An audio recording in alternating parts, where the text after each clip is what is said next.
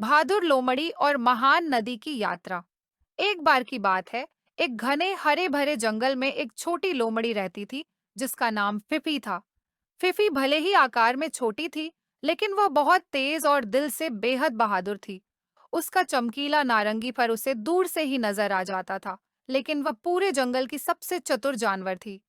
Phi Phi को नई नई जगहों की खोज करना बहुत पसंद था, लेकिन एक जगह थी जहां उसने कभी जाने की हिम्मत नहीं की थी।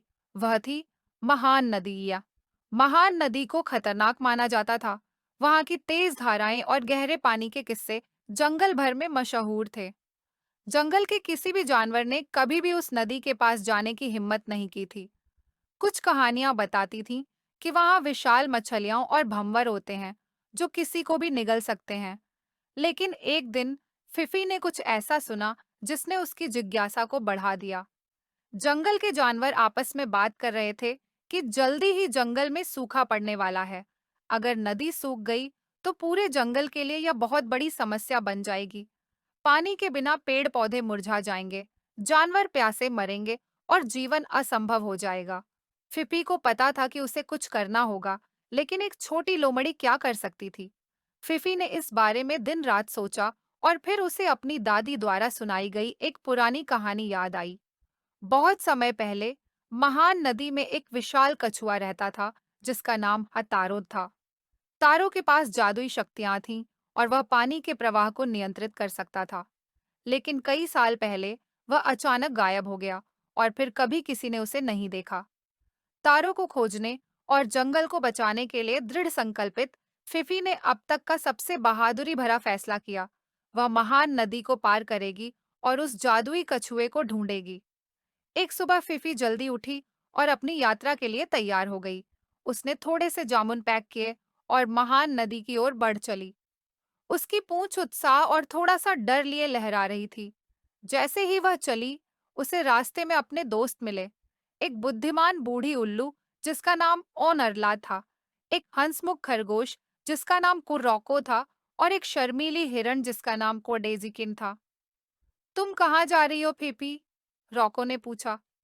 महान नदी की ओर, उसने आत्मविश्वास से जवाब दिया। मैं जादुई कछुए को ढूंढने जा रही हूँ और जंगल को बचाने वाली हूँ। ऑरला की बड़ी बड़ी आंखें चौड़ी हो गईं। महान नदी बहुत खतरनाक है, फिफी। क्या तुमने यह ठीक से सोच लिया है? मुझे कोशिश करनी होगी, फिपी ने कहा। अगर मैंने कुछ नहीं किया तो पूरा जंगल मुसीबत में आ जाएगा। रॉको उत्साहित होकर उछलने लगा। मैं भी तुम्हारे साथ चलूंगा। मैंने हमेशा नदी को देखना चाहा है।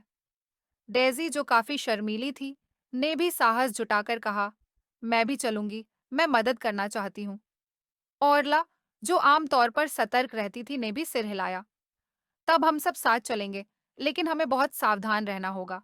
इस तरह चार दोस्त, फिफी, ओनरला, रॉको और डेजी, महान नदी की ओर अपनी यात्रा पर निकल पड़े। उन्होंने घने जंगलों से गुजरते हुए छोटी धाराओं को पार किया और ऊंचे ऊंचे पत्थरों पर चढ़ाई की। रास्ते में उन्हें कई चुनौतियां मिलीं, कांटों वाली झाड़ियां, कठिन रास्ते और यहाँ तक कि एक तूफानी रात जब उन्हें एक बड़े पेड़ के नीचे शरण लेनी पड़ी। लेकिन कोई भी चुनौती उन्हें रोक नहीं सकी। फिफी की बहादुरी और संकल्प ने उन्हें लगातार आगे बढ़ने के लिए प्रेरित किया। कई दिनों की यात्रा के बाद आखिरकार वे महान नदी के किनारे पहुंच गए। वह नदी वास्तव में उतनी ही विशाल और खतरनाक थी जितनी उन्होंने कल्पना की थी। पानी इतनी तेजी से बह रहा था कि उसकी गर्जना दूर दूर तक सुनाई दे रही थी। नदी की धारा इतनी ताकतवर थी कि बड़े से बड़े पेड़ भी उसके सामने छोटे छोटे तिनके लग रहे थे। हम इस नदी को कभी पार नहीं कर पाएंगे, डेजी ने डरते हुए कहा। लेकिन फिपी हार मानने वाली नहीं थी। उसने देखा कि नदी के किनारे एक बड़ा पेड़ गिरा हुआ है, जिसने नदी के एक हिस्से पर एक संकरा पुल बना दिया था। हम वहां से पार कर सकते हैं, उसने इशारा करते हुए कहा। एक एक करके वे सावधानी से उस पेड़ के पुल पर चढ़कर नदी पार करने लगे। हवा तेज थी और पानी नीचे उछलकर छींटे मार रहा था, लेकिन सभी ने बहादुरी दिखाई और नदी पार कर ली। नदी पार करने के बाद चारों दोस्तों ने अपनी यात्रा जारी रखी।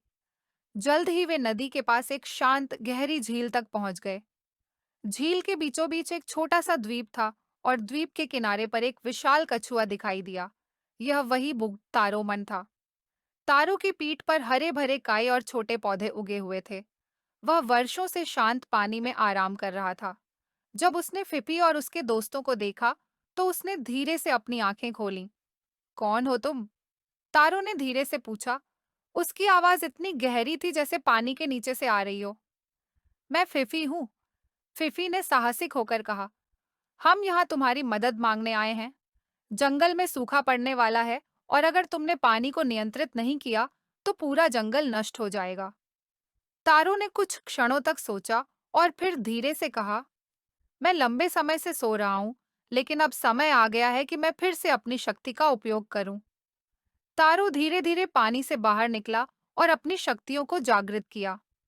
उसके हर कदम से पानी की धाराएं बदलने लगीं और झील के चारों ओर हलचल होने लगी। फिर उसने अपनी आंखें बंद की और अपने विशाल पंखों को फैलाया। जैसे ही उसने अपनी जादुई शक्तियों का प्रयोग किया, आसमान साफ हो गया और नदी का पानी शांत हो गया। जल्द ही नदी का पानी पूरी तरह से नियंत्रित हो गया और फिपी को लगा कि जंगल में फिर से हरियाली लौटेगी। तारों ने कहा, अब तुम सभी सुरक्षित हो। महान नदी अब कभी नहीं सूखेगी। तुमने बहादुरी दिखाई और तुम्हारी वजह से जंगल बच गया। फिपी और उसके दोस्त खुशी-खुशी जंगल की ओर लौटे।